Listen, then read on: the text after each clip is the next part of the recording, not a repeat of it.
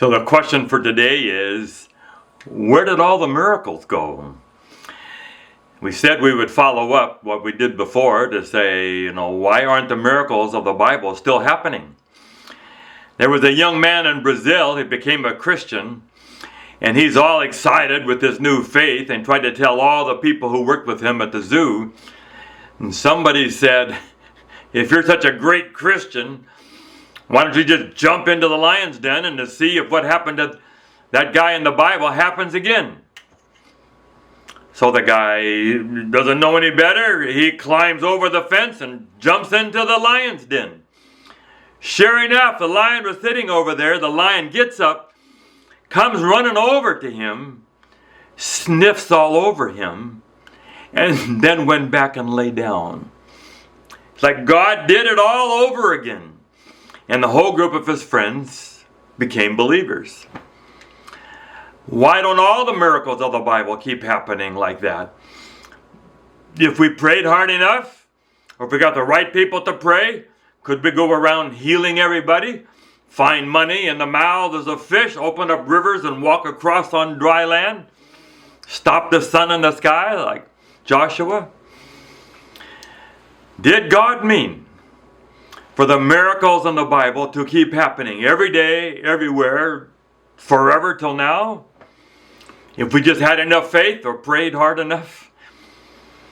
No, I don't think we want to say that the reason people are dying in Gaza is because they don't have enough faith. Somebody there, people have died, had faith. Or the 100 people who have died in the flood in Texas. Or from cancer or diabetes or drugs or typhoons or hurricanes or tornadoes or whatever. My father had great faith. He got killed by a truck while he was walking on the sidewalk. So I think C.S. Lewis and John Stott and others really have a pretty helpful answer on this. That the miracles in the Bible were not meant to tell us what God would do for us if we just prayed harder. The miracles are not spread evenly in the Bible. They're not all the time. They are like the highlights. If you watch the news, the sports news, and you watch the football, soccer news, and it's just one goal after the other. They took the highlights. If you went to the game, there'd be long stretches with no goals. And that's the way it is at the Bible.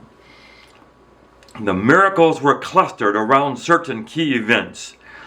One was the Exodus. God's trying to get a whole country of people and move them across the desert to the promised land. And he used miracles to get it started. Elisha and Elisha, they're trying to get a spiritual revival going. Of course, Jesus is trying to do something completely new. And then the apostles. The miracles in the Bible were not to tell us what God would do for us literally, physically, all the time, every day, everywhere. They are meant to be signs of what God will do physically for us when we get to heaven. Then everybody will be healed. Everyone will rise from the dead. We will all walk on water on the sea of glass. Heaven. Number 2, they are signs of what God can do for us spiritually. That's what he cares about, mostly. He feeds 5,000 people in John 6, and immediately Jesus says, "But I am the bread of life. If you eat me, you will never hunger again. I am the water of life. If you drink from me, you will have streams of living water." That's what he wants to do spiritually. Number 3, what Jesus was able and had the power to do by himself, we now do through the Christ, the body of Christ. None of us can do that by ourselves, just walk into whole villages and heal everybody. But when we band together as the church, as the body of Christ, we can still feed thousands of people. We can still have hospitals that heal thousands of people. And the miracle keeps going, but it takes all of us, not just one like Jesus. We can still have translators that will take our message to the whole world. I don't have this gift of tongues where I can just speak another language on my own. But I can preach in a translator and the message goes to everybody. Still miracles. but through the church. In the meantime, my friends, He will do incredible things inside of you. That we can know for sure. You can hear the whisper of God Himself.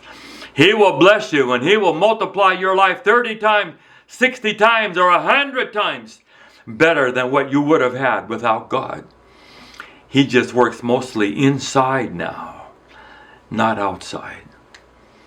And someday, we'll get to see Him do all those miracles again, and He will open up the way for us to go across to the promised land someday.